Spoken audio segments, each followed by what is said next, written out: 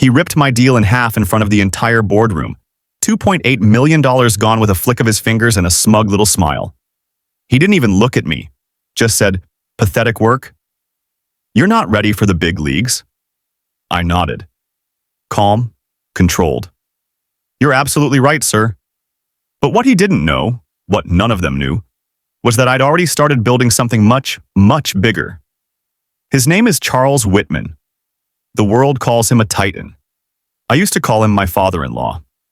First time I met him, he looked me in the eye, clapped a heavy hand on my shoulder and said, "You'll never be good enough for her, but you've got ambition." I should have walked away.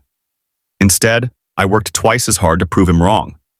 I brought in clients, closed impossible deals, helped his company double its bottom line. He let me marry his daughter, Claire. Maybe he respected me. More likely, he just wanted to keep me close, control me. Because once I became family, I also became a liability.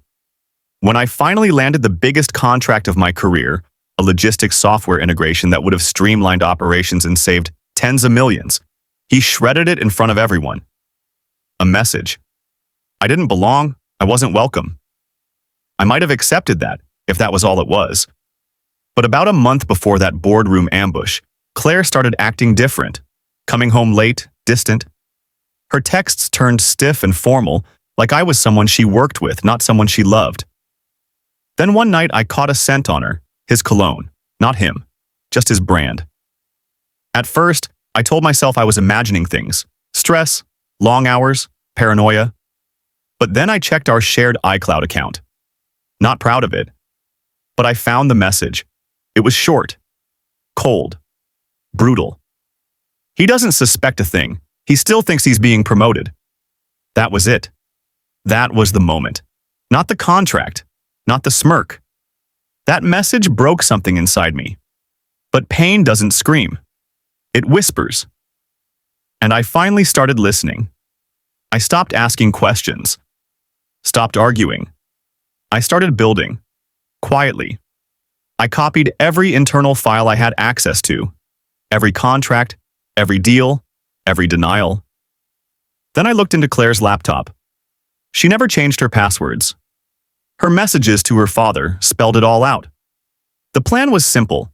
Humiliate me, cut me out, and use my work to boost her credibility as the company's next COO. They called it the restructure. She wasn't a pawn. She was the co-architect.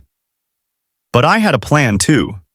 For 3 years, I'd been developing my own AI logistics engine on the side. It made Whitman's legacy software look like a toy. I'd never launched it. Not while I worked under him. But now, I packaged it, polished it, and pitched it, quietly, anonymously, to his largest competitor. They didn't hesitate, they made an offer. While Charles was planning my funeral, I was planning my resurrection. The day after he tore up my contract, I walked into his office. No fanfare, just a flash drive and a letter. He didn't even glance up. "Done licking your wounds?" he asked. I placed the resignation on his desk. He read the first few lines and smiled. "No hard feelings, right?" I smiled back. "Of course not, sir." Then I dropped the flash drive beside the letter. "What's this?" he asked. "Proof," I said. "Proof that you just flushed $2.8 million down the drain to feel powerful. And now that I'm not under your NDA, I can take what I built wherever I want." His expression twitched, just slightly. A flicker in the jaw. "You're bluffing." I didn't respond, just turned and walked away. 3 days later, the press release hit. Sabotage announces acquisition of a revolutionary AI logistics firm, led by a former Whitman executive. His board went into chaos. Stocks plummeted 18% in 2 days. But that wasn't the real blow. That came at the shareholder meeting. I didn't need to be there. I'd already sent the SEC and FBI everything. Falsified revenue projections Claire had cooked, insider trades Charles had quietly authorized to inflate their quarterly performance. They walked in mid-meeting. Claire cried. Charles didn't. He just sat there, dead silent, like a man who'd finally heard the whisper too late. I visited him once, just before sentencing.